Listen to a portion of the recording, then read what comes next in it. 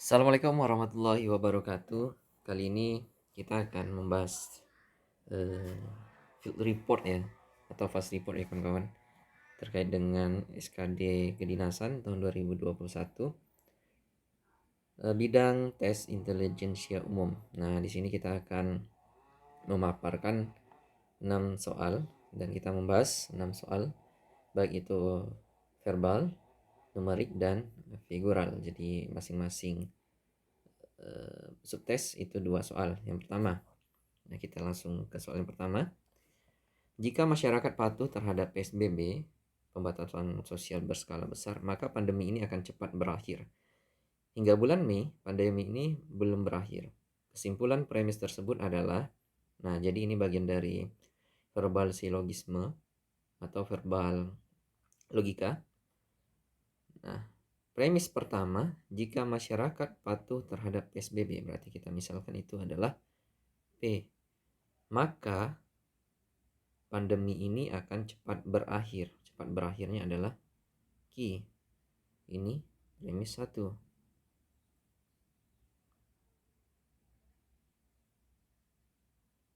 Nah, kemudian premis 2, hingga bulan Mei pandemi ini belum berakhir. Jadi premis 2, pandeminya belum berakhir, berarti negasi dari Q. Nah, ini adalah modus tollens.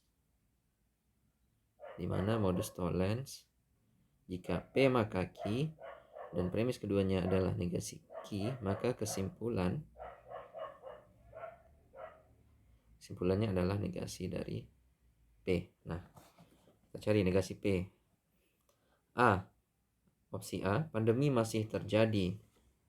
Benar sih, cuman tidak ada menjadi bagian dari premis. Jadi kita harus kesimpulannya merupakan negasi dari P. Nah, ini salah. B, masyarakat tidak patuh terhadap PSBB. Nah, ini kalimat P itu adalah jika masyarakat patuh terhadap PSBB. Berarti kalau negasi dari P adalah masyarakat tidak patuh terhadap PSBB. Benar ya, opsinya B.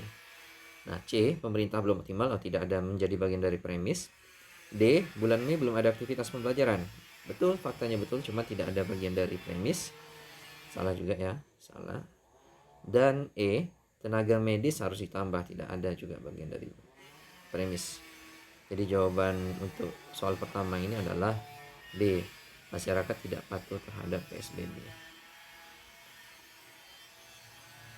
Oke, untuk berikutnya soal silogisme yang kedua. Noda hitam akan tampak jelas pada pakaian putih. Noda hitam akan tampak jelas pada pakaian putih. Noda putih akan tampak jelas pada pakaian hitam. Nah, kebalikannya ya. Deterjen dapat digunakan untuk menghilangkan noda. Kesimpulan yang tepat ialah, nah, A, noda pada pakaian akan tampak jelas. Nah, ini belum tentu ya, karena ada dua kemungkinan. Apakah nodanya noda hitam atau noda putih? Nah, ini juga masih belum menjadi suatu kesimpulan. Masih banyak kemungkinan. Yang B, tidak mungkin segumpal deterjen dapat menghilangkan noda. Mungkin saja, tergantung nodanya sebanyak apa gitu, bisa mungkin dan bisa juga tidak mungkin kalau nodanya banyak gitu. Karena di sini ada dijelaskan bahwasanya deterjen dapat digunakan untuk menghilangkan noda. Oke, ini salah ya. C, deterjen membuat noda putih tampak tidak jelas pada pakaian hitam yang bernoda putih. Nah, ini bisa jadi, kita simpan dulu. Karena dengan adanya deterjen tadi, noda putih akan hilang pada pakaian hitam. Nah, pakaian hitam nodanya putih. Nah, pakaian hitam yang bernoda putih. Nah, kita simpan dulu, C bisa. Yang D, opsi D, tidak mungkin hitam menjadi putih. Tidak ada dijelaskan dalam premis. Yang hitam dan putih hanya noda, bukan warna. Nah, yang E, deterjen membuat noda putih tampak tidak jelas pada pakaian putih. Ya, kalau noda putih pada pakaian putih memang tidak nampak tanpa harus ada deterjen.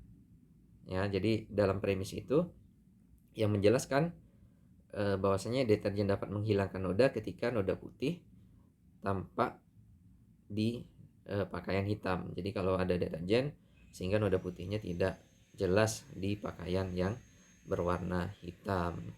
Oke, jadi jawabannya ini salah juga, adalah Charlie. Oke.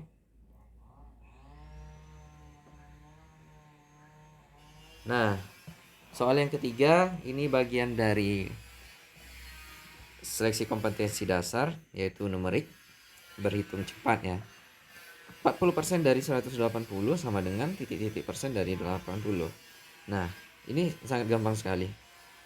Kita bisa mencoret, karena ini kalau dituliskan persamaan matematikanya, 40% dari itu adalah kali 180 sama dengan titik-titik persen dari 80.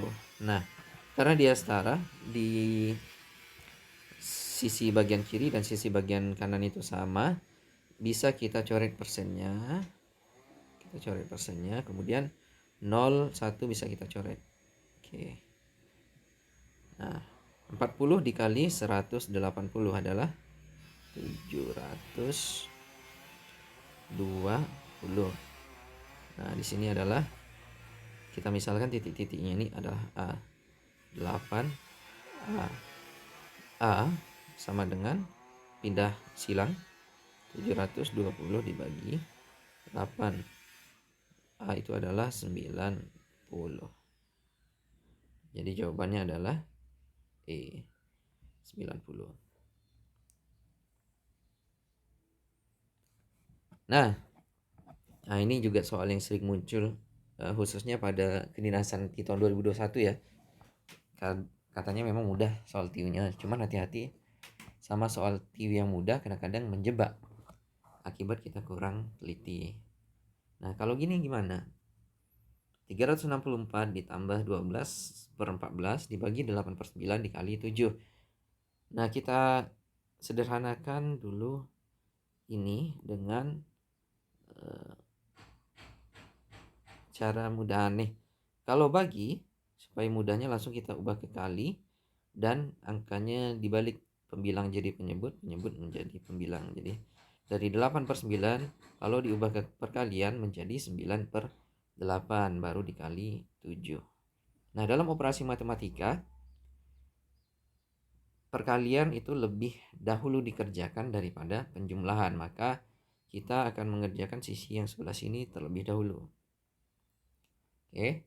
Nah, untuk lebih cepat mengerjakan ini, mana yang kelihatan bisa dicoret, ya coret. Biasanya bilangan-bilangan yang berkelipatan. Nah, 7 dengan 14 ini bisa dicoret. Ini berarti 1, ini 2. Kemudian 2 dengan 12 bisa dibagi 2, ini 1, ini 6. 6 dengan 8 masih bisa dibagi 2, ini 3, ini 4. Nah, berarti tinggal 364 ditambah 27/4. Oke, 27/4 ini adalah bilangan pecahan yang biasa. Nah, kalau kita desimalkan adalah 27 bagi 4 itu dapat 6. 6 kali 4, 24. Sisanya 3/4. 6, 3/4. Berarti sama dengan 364 ditambah 6, nah 3/4 adalah 0,75. Jadi sama dengan 364 ditambah 6 adalah 370,75. Nah, gampang kan? Jawabannya adalah E.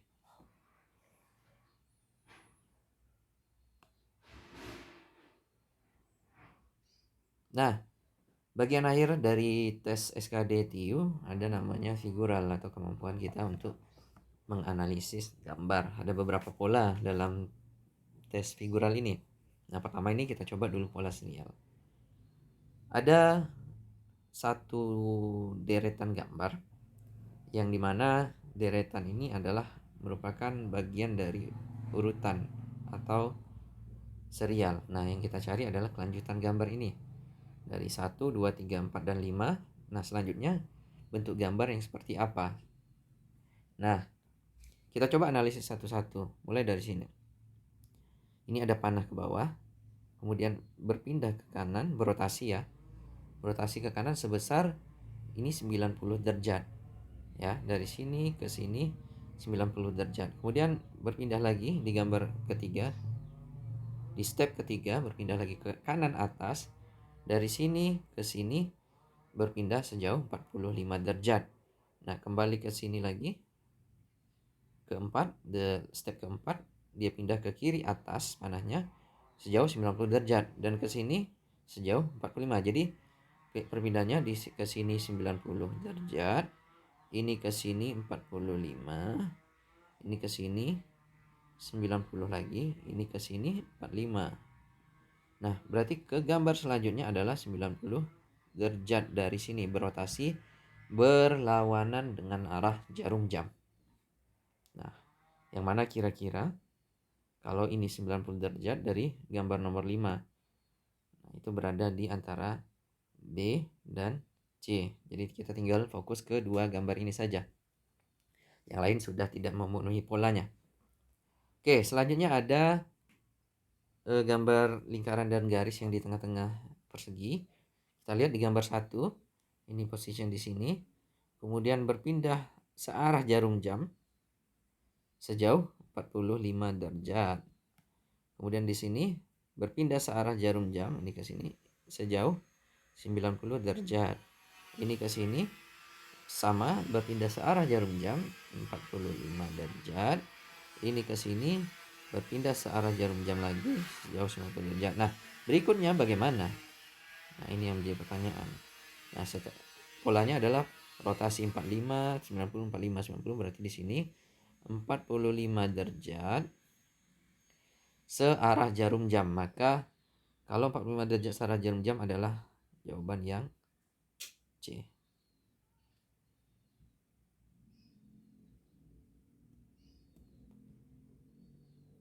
Nah, ini bagian dari figural.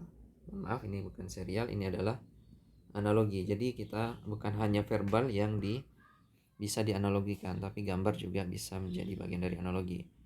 Nah, jika gambar ini yang sebelah kiri menjadi gambar yang ini, maka kalau gambar ini menjadi gambar apa?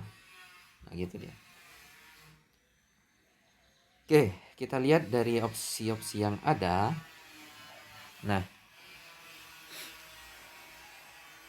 ini ada segitiga. Ya. Kemudian segi 4.